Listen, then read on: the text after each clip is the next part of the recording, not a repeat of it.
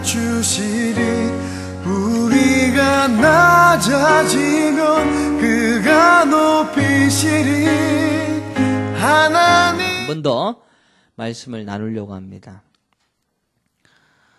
우리는 그리스도인 되어짐을 항상 우리의 삶으로 생각을 합니다. 얼마만큼 변화되어졌는가, 또 얼마만큼 바뀐 삶을 살았는가라는 것을 항상 생각을 할 겁니다.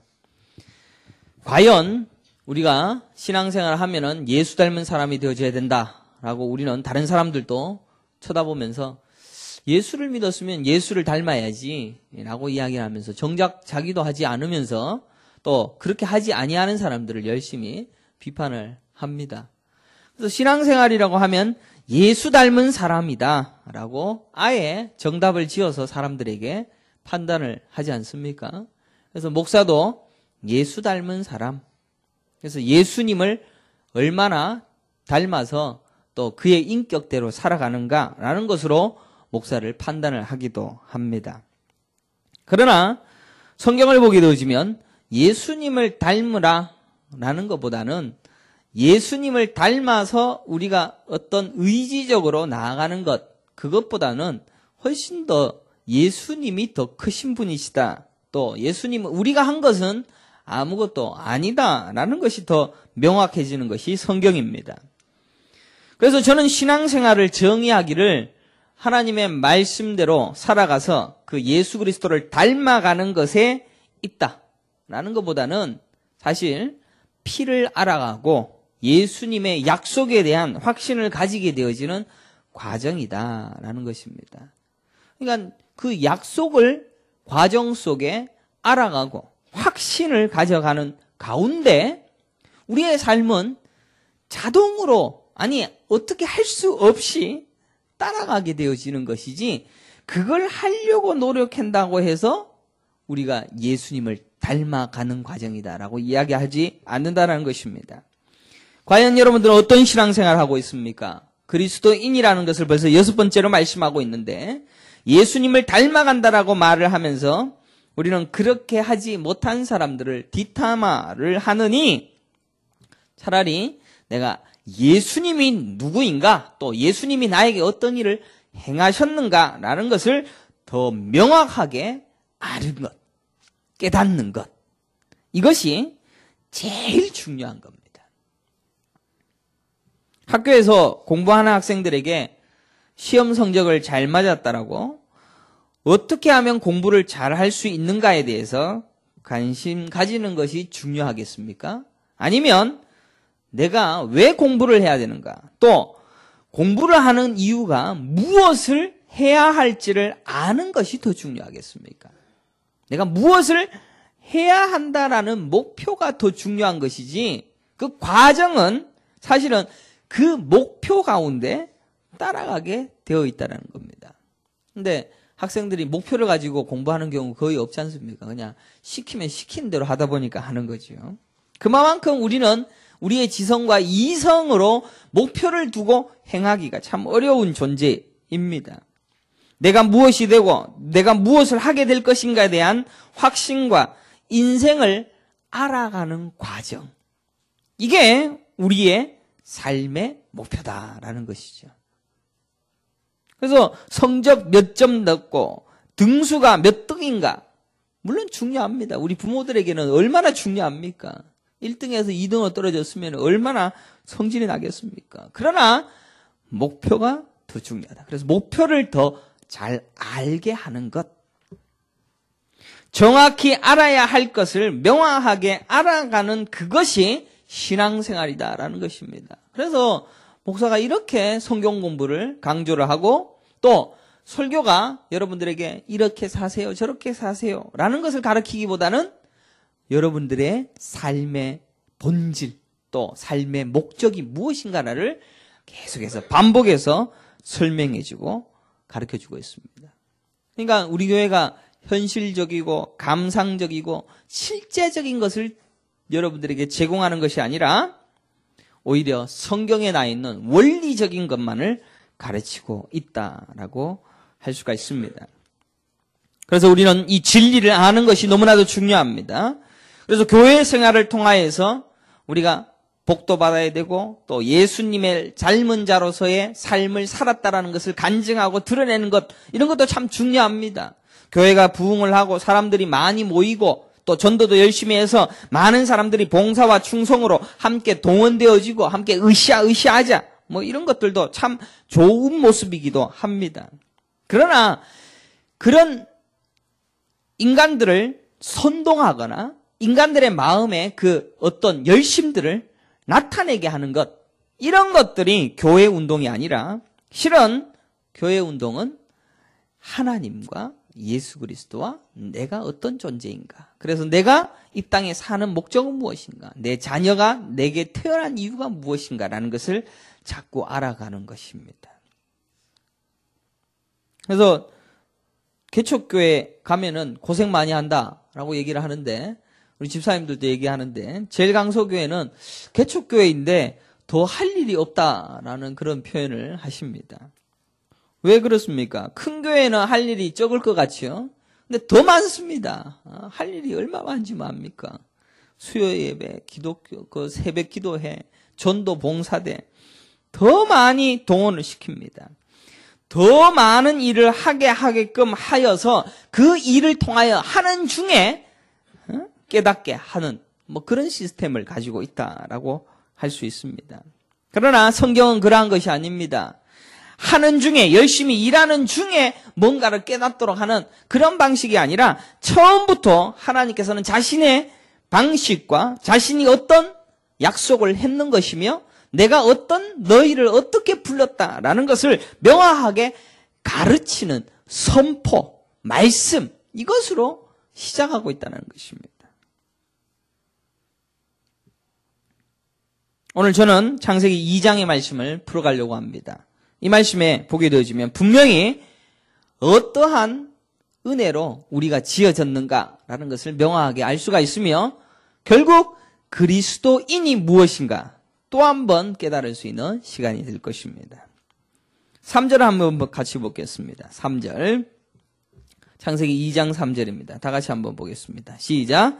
하나님이 그 일곱째 날을 복되게 하사 거룩하게 하셨으니 이는 하나님이 그 창조하시며 만드시던 모든 일을 마치시고 그날에 안식하셨음이니라. 아멘.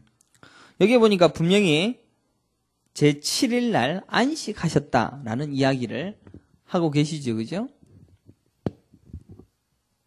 안식하셨습니다. 여러분들 이제 수요일 날에는 천지 창조를 이렇게 가르칩니다. 얼마나 재밌는지 모릅니다. 한번 와보세요. 너무너무 좋습니다. 그러니까 제7일 안식일을 하셨다라는 이야기를 2장 3절에 기록하고 있는데 이상한 게 4절에 보면 또 이상한 말이 나옵니다. 한번 읽어보겠습니다. 시작.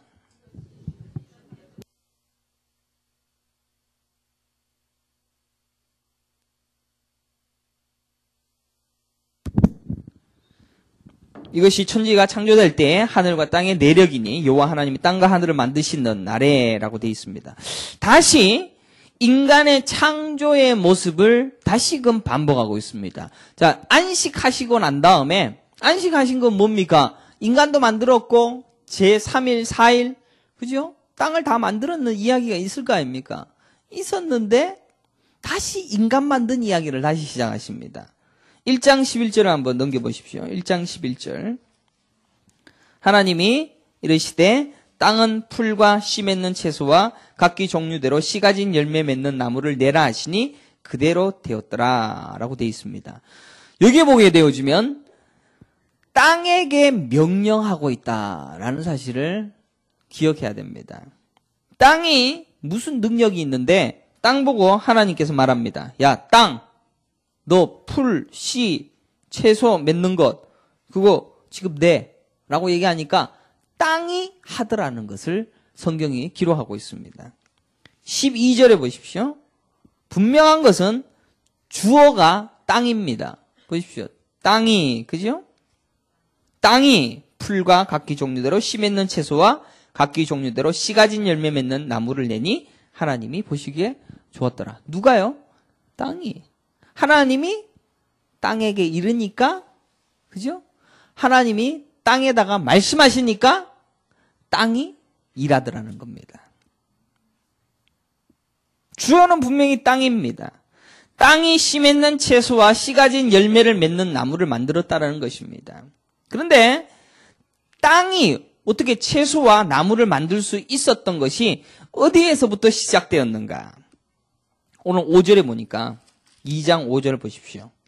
또 이상한 이야기가 나옵니다. 여호와 5절 한번 보겠습니다. 시작.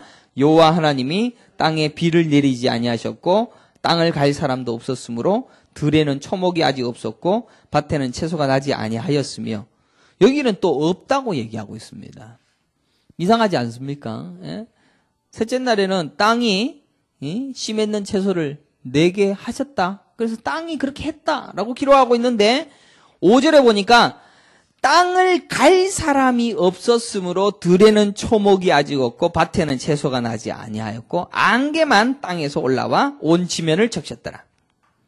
이 말씀에 분명한 것은 들에는 초목이 없고 밭에는 채소가 없었다라는 이야기입니다.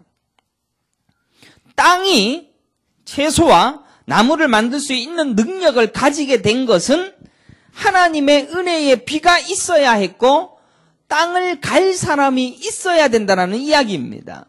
그게 없으니까 아무것도 없더라는 이야기 아닙니까? 그 자체로는 땅이었을 뿐이었다라는 것입니다. 다시 1장 11절 보십시오. 하나님이 이르시되 땅은 풀과 씨 맺는 채소와 각기 종류대로 씨 가진 열매 맺는 나무를 내라 하시니 그대로 되니라. 분명히 땅이 그런 일을 했다. 그렇게 해라 라고 명령을 했고 그렇게 했는데 2장 5절의 말씀에 보게 되어지면 다시 아무것도 하지 못하더라. 왜? 하나님이 땅에 비를 내리지도 않았고 땅을 갈 사람이 없으니까 아무것도 나지 않았더라. 분명히 이상하지 않습니까? 창세기에 이런 게 있었는지 여러분들 몰랐죠? 7절을 보십시오. 왜 이런 상충되어진 이야기가 나오는가? 7절에 보면 여호와 하나님이 땅의 흙으로 사람을 지으시고 생기를 그 코에 불어넣으시니 사람이 생명이 되니라 라고 기록하고 있습니다. 여호와 하나님이 땅의 흙입니다. 그죠? 흙에다가 하나님께서는 생기를 불러넣어서 생명을 만드십니다. 똑같은 땅입니다. 흙입니다. 그 땅에서 사람을 만들었고 그곳에서 생기를 불어넣으시니 생명이 되었다는 것입니다. 하나님은 지금 땅과 대화하는 것이 아니라 땅에다가 생기를 불어넣어 하나님께서 말씀하시는 모습과 똑같이 땅에게 이르시되와 똑같은 모습으로 생기를 불어넣어서 생명이 되어진 인간과 뭔가를 하고 계신다는 것입니다. 생명이 존재하기 때문에 땅이 씨 맺는 채소를 맺을 수 있는 조건이 성립되어진다는 것까지도 말할 수가 있습니다. 1장 28절을 한번 다시 보십시다. 창세기 1장 28절. 하나님이 그들에게 복을 주시며 하나님이 그들에게 이르시되 생육하고 번성하여 땅에 충만하라. 땅을 정복하라. 바다의 물고기와 하늘의 새와 땅에 움직이는 모든 생물을 다스리라 하시니라 라고 말씀하고 있습니다. 이것들이 지금 사실은 뭡니까? 인간이 이것을 다스려야 할 존재로 주어진 겁니다. 이 땅인 원래는 땅이었던 원래는 흙이었던 인간에게 잘 보십시오. 흙에게 생기를 불어넣어서 생명이 되었습니다. 그런데 그 생명이 되어진 것들이 무엇을 합니까? 다스리게 되어지는 권세를 주게 하십니다. 이 명령에 의하여서 땅은 생명을 위하여서 나무와 식물을 내었더라라는 것입니다. 그러니까 생명이 되어진 인간을 위하여서 이것들이 움직이기 시작했다라는 결론입니다. 1장 24절 다시 한번 봅시다. 위에 하나님이 이르시되 땅은 생물을 그 종류대로 내되 가축과 기는 것과 땅의 짐승을 종류대로 내라 하시니 그대로 되리라. 여기도 땅입니다.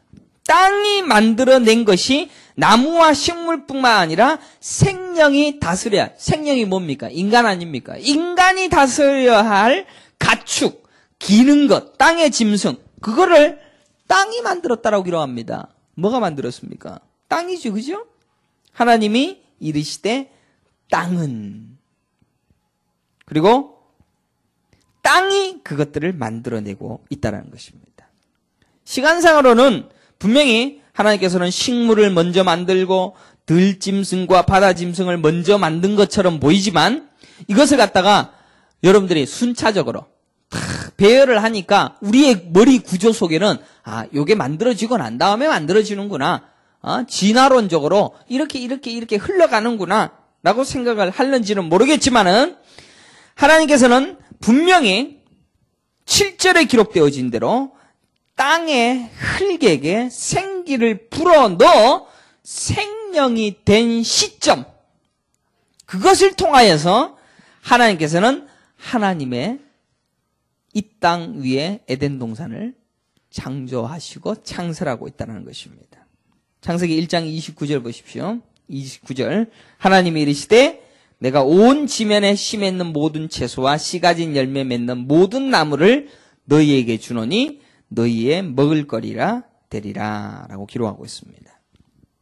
생명이 존재하기 때문에, 또 흙에서 만든 생명이 존재하기 때문에 땅이 요동치기 시작했다라는 것입니다. 2장 5절에 다시 보게 되어지면 기록된 대로 하나님이 자신이 땅에 비를 내리지 아니하셨고 땅을 갈 사람도 없었기 때문에 초목도 없었고 밭에는 채소가 없었다는 것을 명확하게 가르치고 있습니다. 그렇지 않습니까? 여호와 하나님이 한번 2장 5절 같이 읽어봅시다. 시작.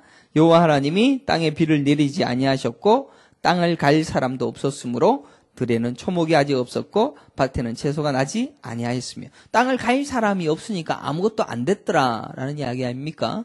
비도 안 내렸는데, 비도 내리지, 하나님이 비도 안 내리니까, 하나님이 내리지 아니하니까 아무것도 없었더라라고 이야기하고 있지 않습니까? 셋째 날에 분명히 씨 맺는 채소가 났다, 땅이 동물도 냈다 라고 하고 있는데, 분명히 그것을 다스릴 사람이 없으니까 아무것도 나지 않았다라는 이야기를 하고 있는 것입니다.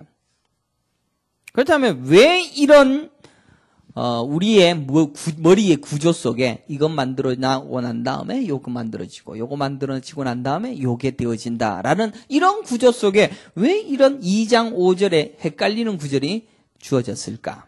이것은 바로 약속의 관점으로 다시 보아야 됩니다. 하나님께서는 무엇이 이 창조의 근원의 가장 핵심적인 주제인가 하는 것을 던져주기 위하여서 이 말씀을 기록하고 있다는 것입니다. 하나님께서는 이 땅을 만드는 것에 가장 주된, 가장 중요한 근원이 뭐겠습니까? 그냥 아무 생각 없이 만드시겠습니까? 이 땅을 만드신 가장 중요한 이유와 원인은 약속이다라는 사실입니다. 그 약속에는 뭐가 있습니까? 예수 그리스도라는 약속이었습니다. 1장 28절의 약속. 모든 생물을 다스리라는 약속을 책임지시기 위한 배려라는 것입니다. 성경에 보게 되어지면 하나님은 스스로 있는 자라고 말씀하고 있습니다. 스스로 진화하였던 것이 아닙니다. 땅에서 흙으로 만든 인간 때문을 위하여서 만든 것도 아니었습니다. 생기를 불어넣은 생명 때문에, 생명이 뭡니까? 생기를 하나님께서 불어넣은 이 생명이 루아흐, 성령, 예수 그리스도, 그분 때문에 약속을 지키기 위한 수단으로 땅이 움직이기 시작했고 땅의 채소와 모든 식물들과 동물들이 만들어지기 시작했다는 것입니다. 예수 그리스도가 아니면 아무것도 안 하셨다는 이야기입니다. 땅이 열매를 맺는 이유가 뭡니까? 예수 그리스도 생기가 불어넣어지니까. 그래서 땅이 생물을 얻는 거 아닙니까?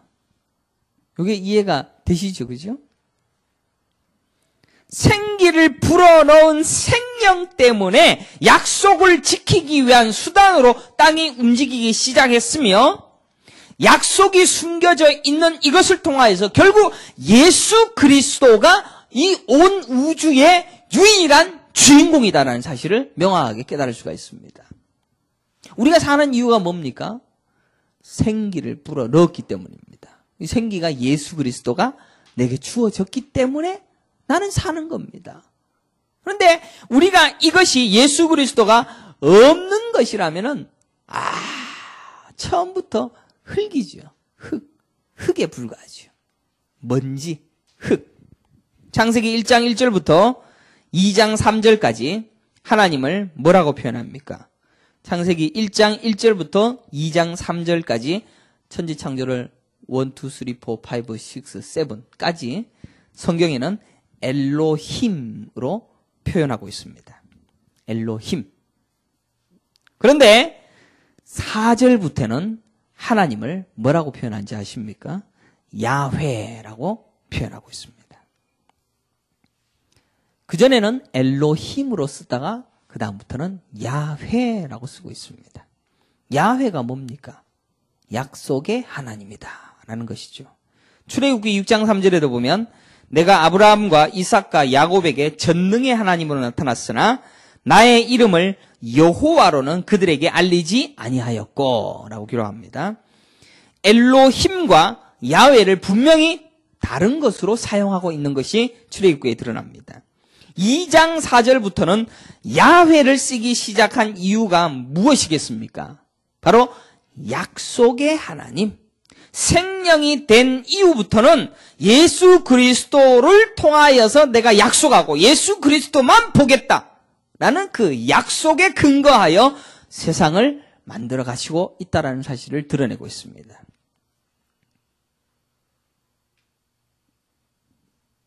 출애굽기에도 똑같이 이 약속의 하나님, 야훼로 드러나고 있습니다. 모세에게 무슨 이야기를 합니까?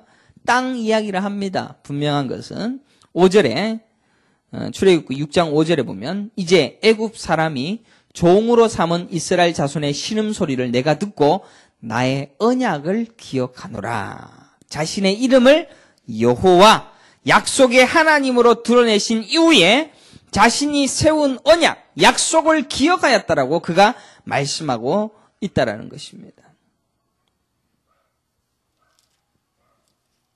여러분들 여기 창세기 1장 1절부터 2장 3절까지 여호와가 있는지 한번 찾아보십시오. 한국말로. 있습니까? 없습니까? 있습니까? 없습니까? 창세기 1장에 여호와가 있습니까? 없습니까? 없지요. 없다가 2장 4절부터 4절에 여호와 나오지요. 나옵니까? 안 나옵니까? 그 전에 여호와 없다라니까요. 약속을 내가 성취하시겠다. 예수 그리스도로 인해서. 그래서 그리스도인이 뭡니까? 예수밖에 없다라는 겁니다. 예수만 드러나는 사람으로 만들겠다. 그래서 여호와라는 것이 2장 4절부터 시작한다는 사실을 보게 된다면은 여러분들 소름이 끼칠 정도로 우리는 예수의 사람이다. 예수로 말미암아 약속되어진 사람이다. 라는 것만 명확하게 드러납니다. 성경은 단 한 구절도 제멋대로 쓰여진 것이 없습니다. 엘로힘, 야훼 이걸 마구 휘갈린 것이 아닙니다. 전략적이면서도 하나님의 지혜로 또 하나님께서 무엇을 말씀하시고자 하는 것을 명확하게 가르치기 위하여서 1장 1절부터 2장 3절까지는 여호와가 하나도 안 나오다가 그 뒤부터는 여호와가 나오지 않습니까? 분명한 것은 이제 이 여호와, 야훼, 즉 약속을 창세기 2장 4절부터 생기가 불어넣어진 생명, 아담, 거기를 집중하여서 이야기하시면서 그것을 통하여서 자신의 약속을 성취해 나가시겠다라는 것을 가르쳐주고 있는 겁니다. 그러니까 이게 모세 신학이라고 하지요. 약속의 신학. 약속에 근거하여 땅이 움직이고 있다라는 것입니다. 약속에 근거하여 땅이 움직이고 약속에 근거하여 땅과 모든 생물들이 생명에게 복종하기 위한 모든 시작을 은밀히 준비하고 있다는 것을 드러내고 있습니다. 고린도전서 2장 7절에 보게 되시면 오직 은밀한 가운데 있는 하나님의 지혜를 말하는 것으로서 곧 감추어졌던 것인데 하나님이 우리의 영광을 위하여 만세전에 미리 정하신 것이라. 이 말이 뭔 말이겠습니까? 만세전에 미리 정한 어떤 약속, 숨겨진 비밀, 그게 성경 속에 있었고 여러분에게 주어졌다는 것입니다. 분명한 것은 감추어졌던 비밀입니다. 비밀은 알 수 없는 겁니다. 하지만 믿는 신자들이 무엇을 믿어야 할지를 감추어 두셨고 그것은 창세기 2장 4절에 생명에게 주어질 약속으로 감추어 두셨다는 것입니다.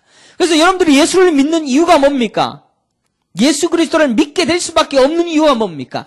약속에 근거하여서 여기에 있을 수밖에 없도록 하나님이 작정하셨다는 사실을 성경이 가르쳐주고 있습니다.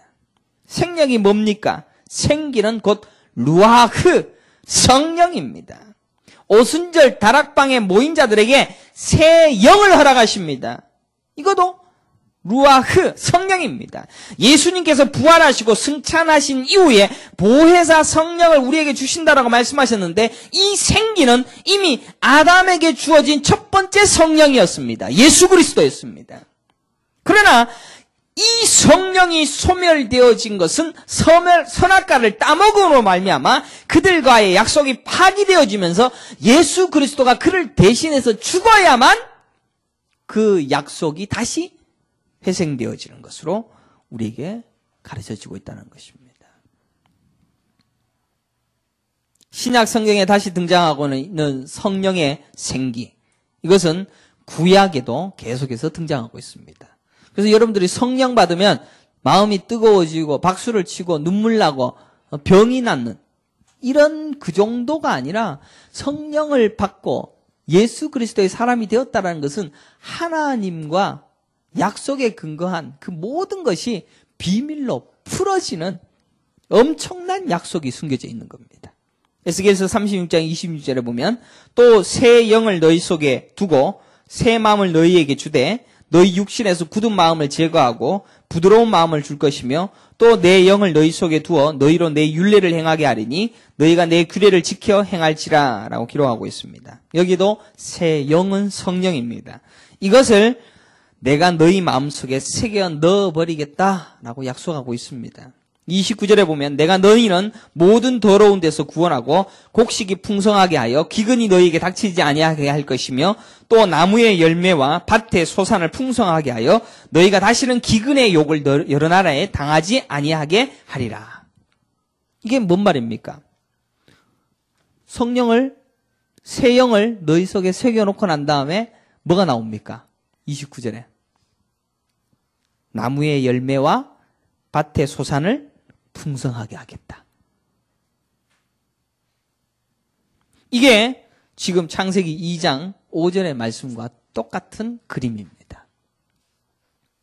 그래서 예수 그리스도로 말미암아 하나님께서는 자신의 풍성한 나라를 만들어 가시겠다는 것이죠. 성령이 부어지고 약속을 이행하는 이로 말미암아 다시금 아담이 생기를 받아 생명이 된 이후에 창세기 1장 28절에 복을 받아 누린 것처럼 똑같이 성령 받은 사람, 예수 그리스도의 사람이 되어진 그 땅이 그에게 복종하고 그로 말미암아 풍성하며 하나님의 놀라운 은혜가 넘치는 하나님의 나라가 완성되어진다는 것을 그림으로 보여주고 있다는 것입니다. 그러면 생명이 뭡니까? 에스겔 37장 2절에 보면 에스겔의 환상을 보면 마른 뼈가 등장을 하고 있습니다. 골짜기 지면에 뼈가 힘이 많고 아주 말랐더라라는 그런 장면입니다. 뼈가 아주 많이 나와 있는 그런 모습입니다. 그런데 37장 5절에 보면 주 여호와께서 이 뼈들에게 이같이 말씀하시기를 내가 생기를 너희에게 들어가게 하리니 너희는 살아나리라. 동일한 생기가 부어지고 그로 인하여 10절에 보면 이에 내가 그 명령대로 태어나였더니 생기가 그들에게 들어가매 그들이 곧 살아나서 일어나 서는데 극히 큰 군대더라. 14절에 내가 또 내 영을 너희 속에 두어 너희가 살아나게 하고 내가 또 너희를 너희 고국 땅에 두리니라 기록하고 있습니다. 그래서 땅, 영, 그죠? 영이 있고 그로 인하여 살아남과 동시에 땅을 허락받습니다. 그리고 그 땅은 소산을 냅니다. 동물을 만들어냅니다. 정복할 수 있고 내가 다스릴 수 있는 것들을 만들어내는, 생기는 곧 약속의 관계를 유지하는 조건이며 또 약속은 땅과 직접적인 연관을 가지고 동일한 계시를 보여주고 있는 성경이 우리에게 주어졌습니다. 아까 에스겔 36장 24절에도 똑같이 내가 너희를 여러 나라 가운데에서 인도하여 내고 여러 민족 가운데서 모아 데리고 고국 땅에 돌아가서 땅 얘기를 또 동일하게 하고 있습니다. 땅을 허락합니다. 그 땅을 허락하신 조건의 26절에 바로 새 영이 있어야 되고 그것은 생기이고 그것으로 인하여 땅이 29절에 풍성함으로 바뀌어진다라는 것으로 연결되어지고 있다는 것입니다. 그래서 하나님의 나라는 뭡니까? 하나님께서 예수 그리스도로 말미암은 그리스도인으로 그 땅이 복을 받는 하나님의 나라다. 이 개념을 이 땅에서도 동일하게 가르치고 있다는 것입니다. 그래서 예수 믿는 사람들이 실제로 뭐 땅에 복을 받습니까? 그 얘기가 아니라 예수 그리스도의 사람들이 하나님의 나라를 차지하게 되어지는 그 그림을 성경에서 드러내고 있습니다. 그래서 실제로 이스라엘 민족들에게 그 땅에 복을 주신 예가 있지 않습니까? 가나안 땅에 들어가니까 얼마나 하나님께서 놀라운 은혜를 부어주시는 모습을 성경에 기록하고 있지 않습니까? 그것을 똑같이 보여주고 있는 겁니다. 가나안 땅이 여러분들 어떻게 되어졌습니까? 두 사람이 어깨를 메고 딸만큼 커다란 포도가 열렸으며 사실 오늘 서론에 여러분에게 제시한 것처럼 똑같은 이러한 이야기들을 하고 있습니다. 시편 113편 7절에도 보면 그러면 우리는 이 땅에서의 흙의 존재에 불과하다는 것을 명확히 알 수가 있습니다. 우리 인간은 흙입니다. 흙인데 생기가 불어넣어지니까, 예수가 불어넣어지니까 그 예수 때문에 땅이 복을 받고 땅을 정복하고 땅이 소산을 맺는 그런 그림입니다. 그러니까 우리는 흙입니다. 그죠? 시편 113편 7절에 가난한 자를 먼지더미에서 일으키시며 궁핍한 자를 거름더미에서 들어 세웠다라고 기록하고 있습니다. 여기에서도 보면 먼지더미, 거름더미, 거기에서 불러 일으켰던 하나님의 기사를 가르쳐주고 있습니다. 우리의 실상은 바로 먼지더미와 거름더미입니다. 아담이 흙으로 지어졌던 것과 같이 흙에 불과합니다. 거름더미는 똥을 이야기하고 있습니다. 똥과 같은 존재들입니다.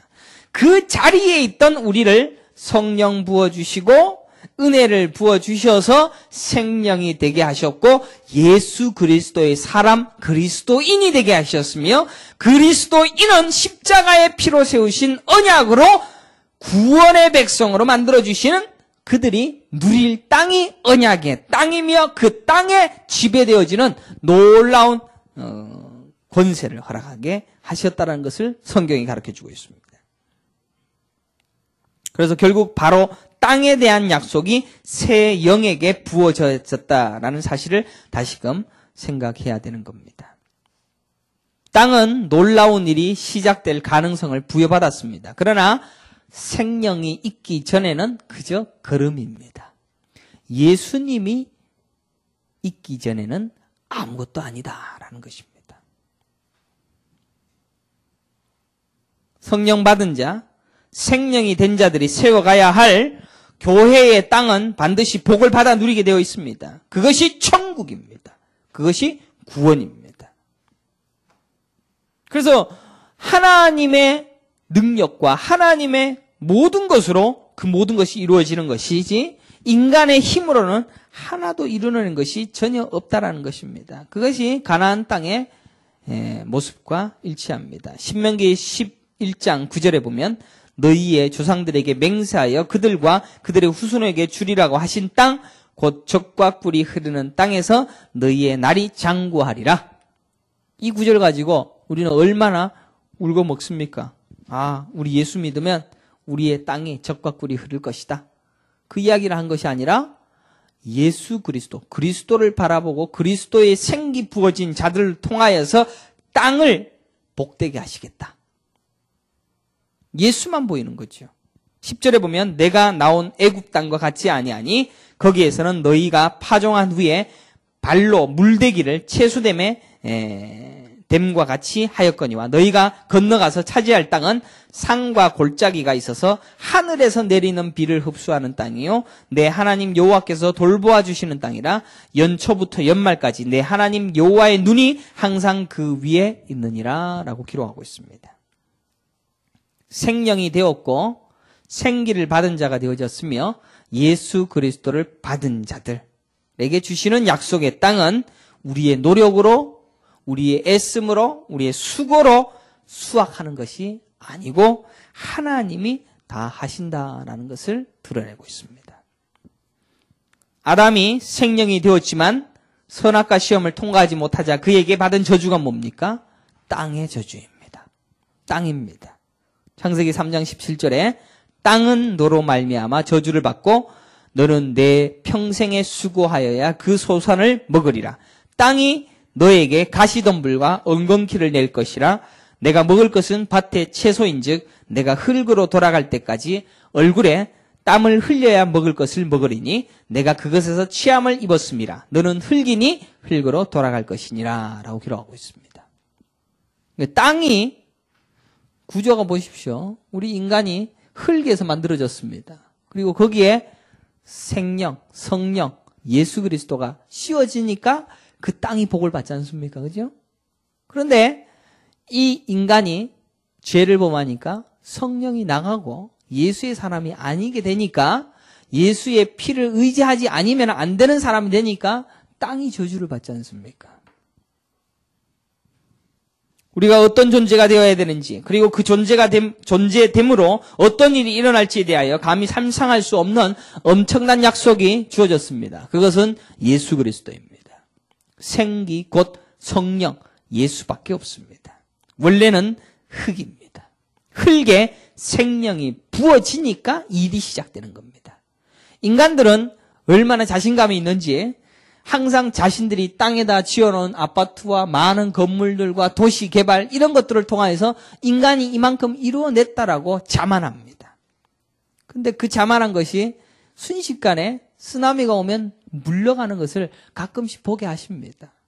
인간이 해놓은 것이 대단한 것처럼 느껴지지만 결국 하나님께서는 예수 그리스도의 사람이 서 있는 땅만, 천국만 보고 있다는 사실을 성경이 가르쳐주고 있습니다.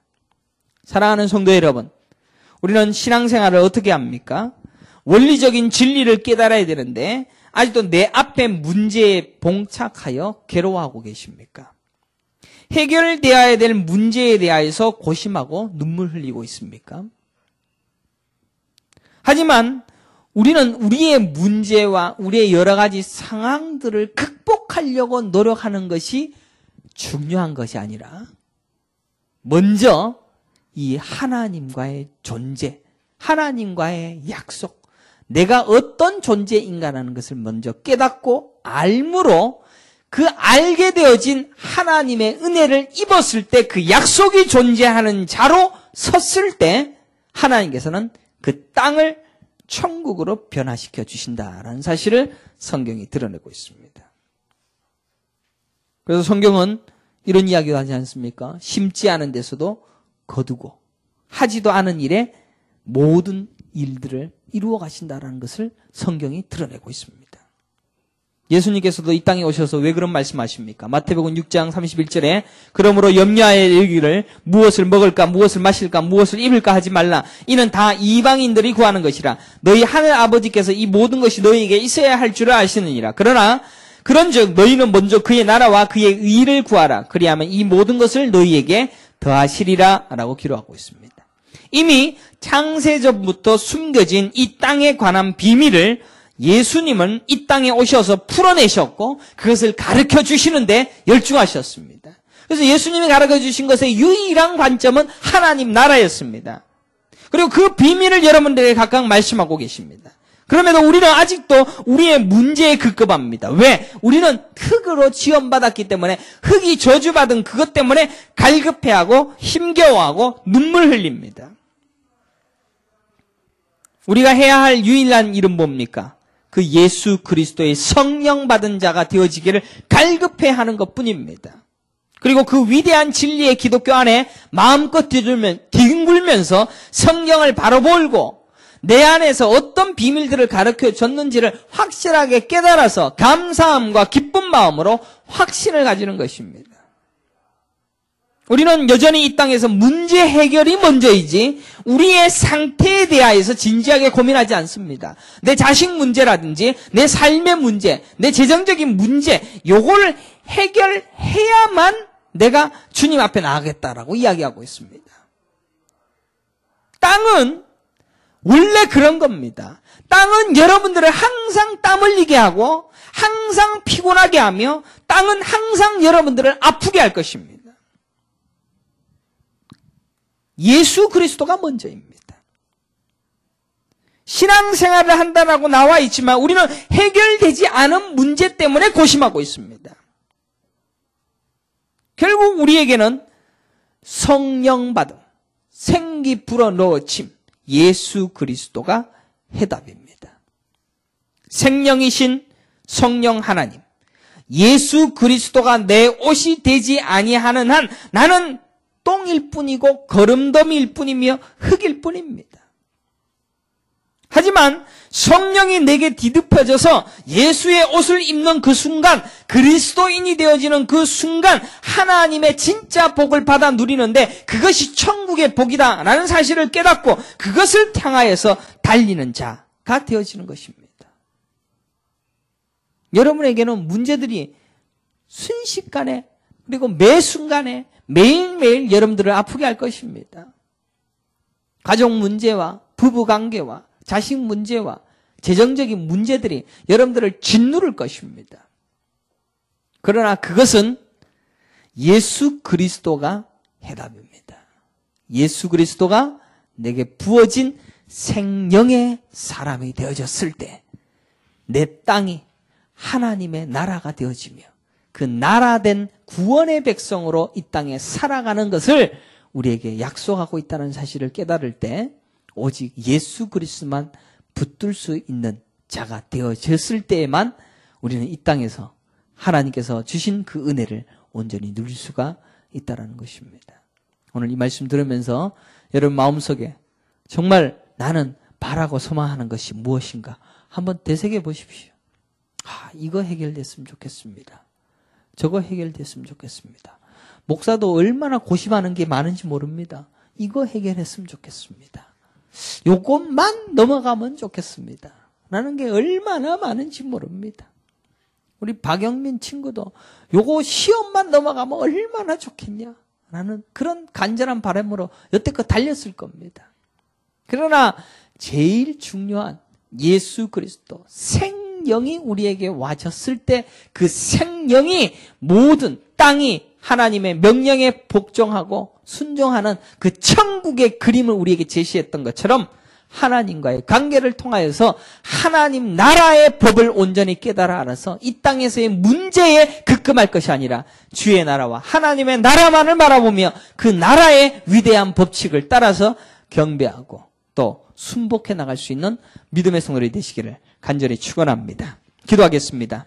걸어가시고 존귀하신 여호와 하나님 아버지 감사합니다. 참 부족한 목사가 이 그리스도인이라는 말씀을 하나님 앞에 또 말씀으로 함께 나누었지만 참 우리 모든 성도들이 이 예수 그리스도를 얼마나 의지하고 또 이 예수 그리스도의 위대한 하나님의 은혜가 얼마나 큰지를 얼마나 깨달은지 참으로 두렵습니다. 그러나 이 그리스도인이 되어진 놀라운 은혜를 천국으로 풀어가시는 그 하나님의 위대하신 약속과 위대하신 하나님의 말씀에 근거하여 오직 하나님만을 바라보며 예수 그리스도만을 의지하며 그분을 믿으며 그분을 알아가며 그분을 배워가며 그분께서 내게 행하신 모든 것을 알아가는 것이 내 인생에 제일 급박하고 소중한 일인 것을 깨달아 알아서 그 은혜를 온전히 노래하며 그 은혜만으로 찬양하며 감사하며 만족해 나갈 수 있는 믿음의 성도를 다 되게 하여 주시옵소서. 오늘 이 한 시간에도 온전히 선포되어진 예수 그리스도만이 존귀 영광 받으시기를 원하옵고, 또한